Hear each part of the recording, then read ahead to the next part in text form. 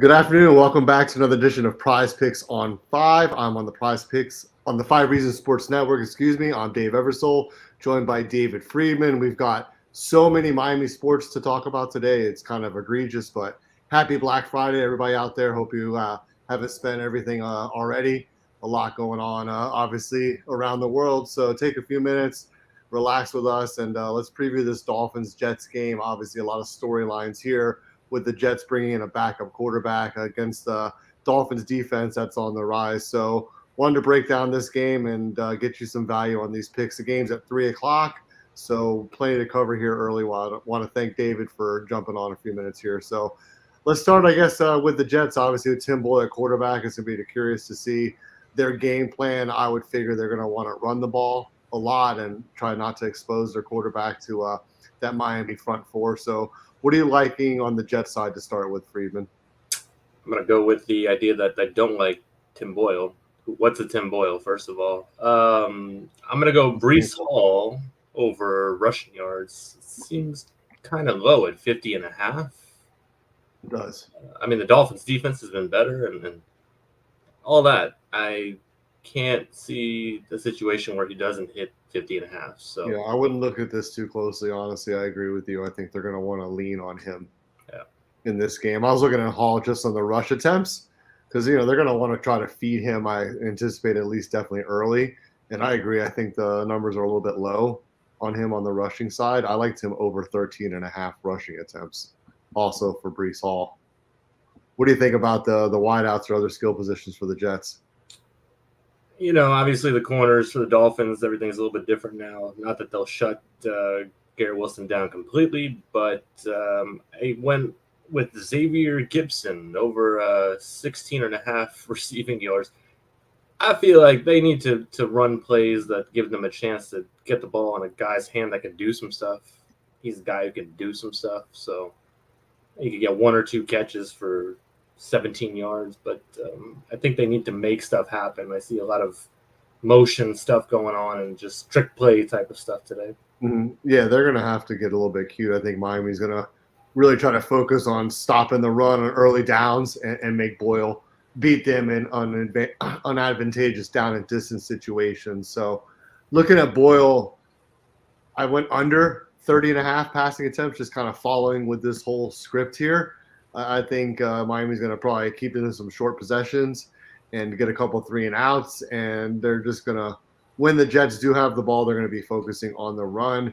I don't see a lot of explosiveness in their pass game outside of Garrett Wilson, so I think Miami's going to be able to limit the big plays and get the Jets offense off the field successfully more times than not. So I'm going to take Boyle under 30.5 passing attempts. So obviously, the team that most of our audience cares more about is going to be the Miami Dolphins against a tough Jets defense. I mean, you give the defense credit for keeping them competitive throughout the season. Obviously, losing Aaron Rodgers the first week, the Jets have managed to kind of hang around, but it seems like they've come back to earth now after obviously getting curb stomped by Buffalo last week and being a pretty heavy underdog today against the Dolphins. So who do we like on the Dolphins side? I guess we'll start with Tua. What do you think about him today? I didn't touch Tua today. I think the number with passing yards, I want to say we're around like 240, something like that. Yeah, it's been dropping. Yeah, and understandably so. I mean, I just think it's not even so much that like the Jets defense is really good, don't get me wrong. I think this game is going to be just one of those games where the Dolphins are trying to get out of the game with anything crazy happening. The Jets can only do so much. I like Raheem Mostert over 63.5 rushing yards. Obviously, Jeff Wilson's still there, but and Ahmed was not so bad. But I just see them giving him the ball a lot today. So I actually, on the flip side, just to go with the idea of the Jets offense, like I took for the first time maybe ever the Dolphins punter. I took him more than 3. Yeah, he's at 3 punts, so at least if he gets 3, I'll break on that. But I could see it just being that type of game where there's not tons of crazy chances taken, and just they don't want to lose the game more than anything. Yeah.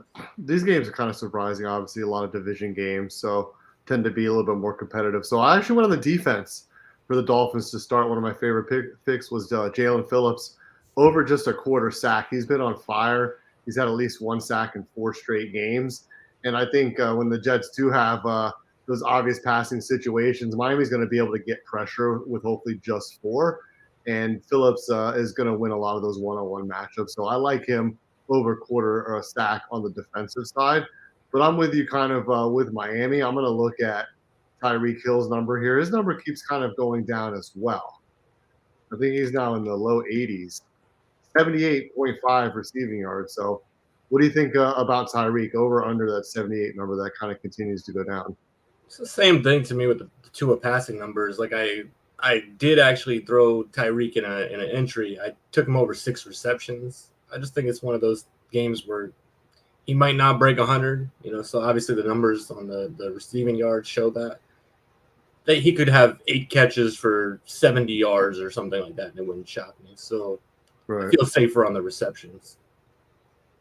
Yeah, I tend to agree with you on that, but I'm curious to see how Miami attacks this Jets front 7, which is very good, and obviously they have a very nice secondary as well. So it's going to be on Tua to be accurate, make good decisions, and hit those open windows, which we know we like to see in the passing game. So busy day in Miami sports. Obviously, you have Heat Knicks as well in the play-in tournament. You got the Panthers hosting Winnipeg tonight.